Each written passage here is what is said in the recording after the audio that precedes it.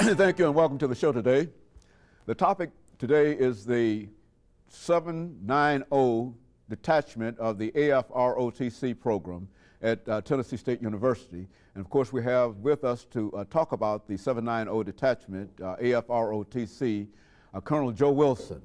Colonel Wilson, let me welcome you to the show this morning. Thank you, sir, and I'll be happy to be here. And to tell you how delighted we are to have you here with us this morning, Colonel, and to talk about the 790 Air Force AFROTC detachment at Tennessee State University. But before we get into that, Colonel Wilson, let's have you to give us some information about your background, your education, and some of the things that eventually led you to the 790 detachment as the commander of that great detachment. Okay, I'd be happy to. But first of all, I'm an old country boy from South Alabama. I graduated from Alabama State University in 1976. I did graduate with honors in criminology.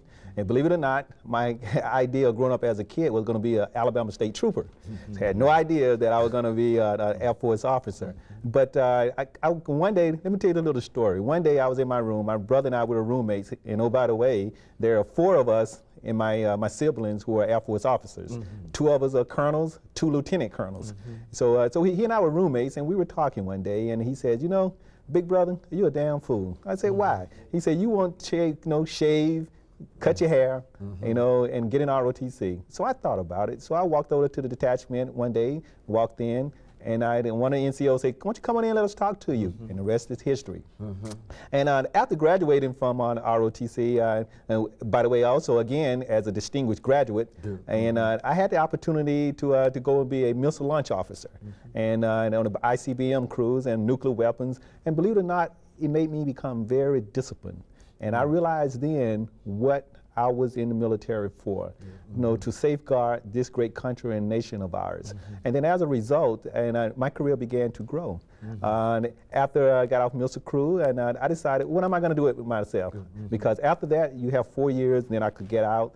I decided that I want to stick around for a little while. So I became a logistics officer and did various things there. Then I became an inspector. I got a chance to go out and inspect other areas. And then after becoming an inspector, I met a gentleman in the airport. It's amazing how things work. I was sitting in the airport one day, and this gentleman came up to ask me, he said, what do you do? I told him, and he says, I'm Colonel Al Gray. He says, I am the IG. And how would you like to come work for me? And that was my big break, because that really got my career on the roll. And then as time went on, I met another gentleman that you all probably know here in this area, General Fig Newton.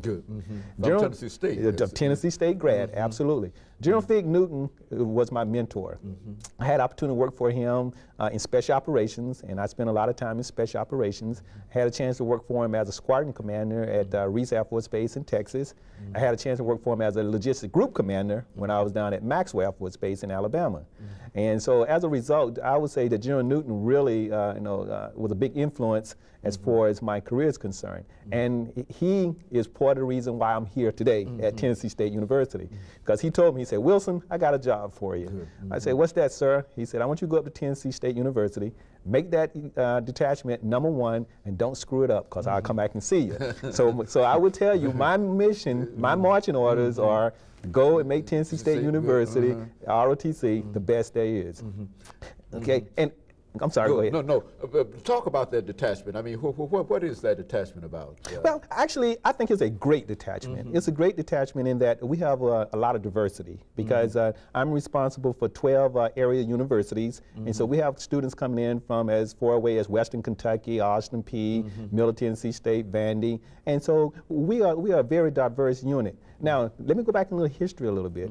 The detachment was brought into being in 1951. Okay, and since that time, we have commissioned over 800 officers.